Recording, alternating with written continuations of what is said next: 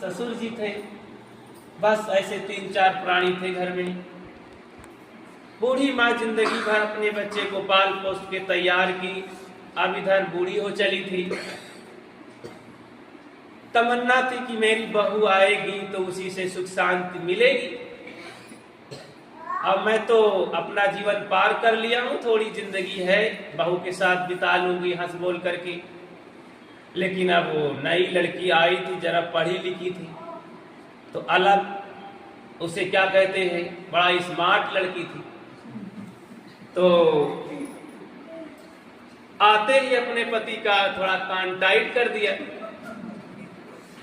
तो पति महोदय भी चौकन्ना हो गए और बूढ़ी माँ कहने लगी कि बहू रानी, अब मैं रसोई का काम क्या देखूं, अब तुम आ गई हो, तुम्हारे रहते मैं बहुत कर चुकी हूं, थक गई हूं। अब तुम सब हमको देखो, भालो, भोजन पानी बनाओ। देखो होली आ गई है, तो हमारे घर में सदैव होली को बूंदी मिठाई बनती है, तो अच्छी लगती है टपका बूंदी, तो इस त्योहार में भी बनना चाहिए।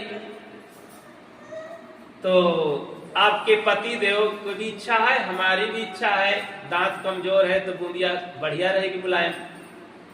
तो जरा आंखें तिरछी कोनी की कि बुढ़िया हो गई तब भी जीभ लपलपाती है बूंदिया खाने के लिए, जिंदगी भर खाई लेकिन यह खाई नहीं। तो चुपचाप रसोई में चली गई, मतलब ध्यान न दी, उल्टा पलटा मन में सोची। तो उसी बात को उसके पति भी आए, कह देखो माँ का बहुत रुचि है बूंदी खाने में, और हमारी भी इसमें रुचि है, पसंद है, तो इसमें कोई खर्चा नहीं, ज्यादा बनाओ, बढ़िया से त्योहार हो जाएगा। कहीं तो माँ बेटे दोनों एक तरह के तुम लोग जिगले हो का, जिद चटोर हो, तो बना के खा नहीं लेते हो, मुझे कहते हो मैं नौकरानी हूं क्या? अरे कहीं ऐसी बात मत कहो।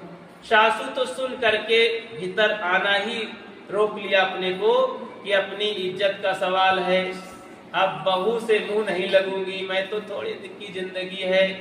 अब ये दोनों जाने बेचारे पति पत्नी।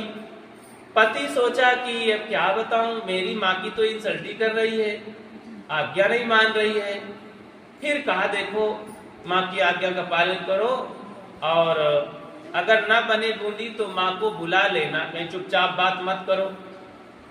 बूढ़ी हो गई है, खांसती है, थूकती है, उनको दरवाजे पर बैठे रहने दो, अंदर किचन में नहीं आने देना।